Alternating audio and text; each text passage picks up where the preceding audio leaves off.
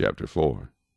And again he began to teach by the sea, and a great multitude was gathered to him, so that he got into a boat and sat in it on the sea, and the whole multitude was on the land facing the sea. Then he taught them many things by parables, and said to them in his teaching, Listen, behold, a sower went out to sow. And it happened, as he sowed, that some seed fell by the wayside, and the birds of the air came and devoured it. Some fell on stony ground, where it did not have much earth, and immediately it sprang up, because it had no depth of earth. But when the sun was up, it was scorched, and because it had no root, it withered away. And some seed fell among thorns, and the thorns grew up and choked it, and it yielded no crop. But other seed fell on good ground, and yielded a crop that sprang up, increased, and produced, some 30-fold, some 60, and some 100. And he said to them, He who has ears to hear, let him hear. But when he was alone, those around him with the 12 asked him about the parable. And he said to them, To you it has been given to know the mystery of the kingdom of God. But to those who are outside, all things come in parables, so that seeing they may see and not perceive, and hearing they may hear and not understand, lest they should turn, and their sins be forgiven them. And he said to them, Do you not understand this parable? How then will you understand all the parables? The sower sows the word, and these are the ones by the wayside where the word is sown. When they hear, Satan comes immediately and takes away the word that was sown in their hearts.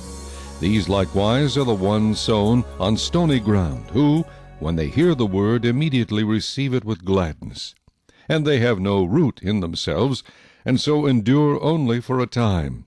Afterward, when tribulation or persecution arises for the word's sake, immediately they stumble. Now these are the ones sown among thorns.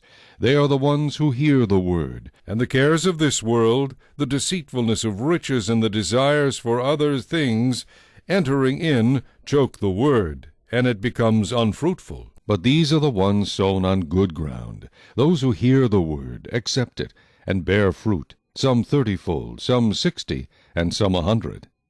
Also he said to them, Is a lamp brought to be put under a basket or under a bed?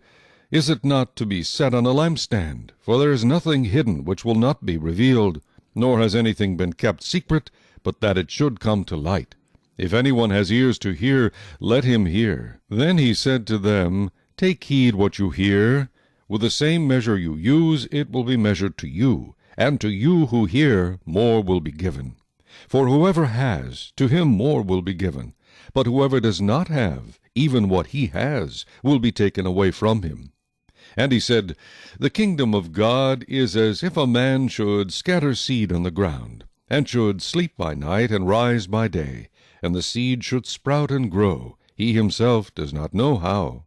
For the earth yields crops by itself, first the blade, then the head, after that the full grain in the head. But when the grain ripens, immediately he puts in the sickle, because the harvest is come. Then he said, To what shall we liken the kingdom of God?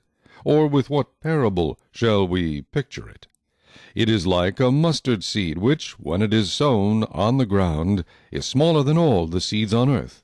But when it is sown, it grows up and becomes greater than all herbs, and shoots out large branches, so that the birds of the air may nest under its shade. And with many such parables he spoke the word to them as they were able to hear it. But without a parable he did not speak to them. And when they were alone, he explained all things to his disciples. On the same day, when evening had come, he said to them, Let us cross over to the other side. Now when they had left the multitude, they took him along in the boat as he was. And other little boats were also with him. And a great windstorm arose, and the waves beat into the boat, so that it was already filling. But he was in the stern, asleep on a pillow. And they awoke him, and said to him, Teacher, do you not care that we are perishing? Then he arose and rebuked the wind, and said to the sea, Peace, be still. And the wind ceased, and there was a great calm. But he said to them, Why are you so fearful? How is it that you have no faith? And they feared exceedingly, and said to one another, Who can this be, that even the wind and the sea obey him?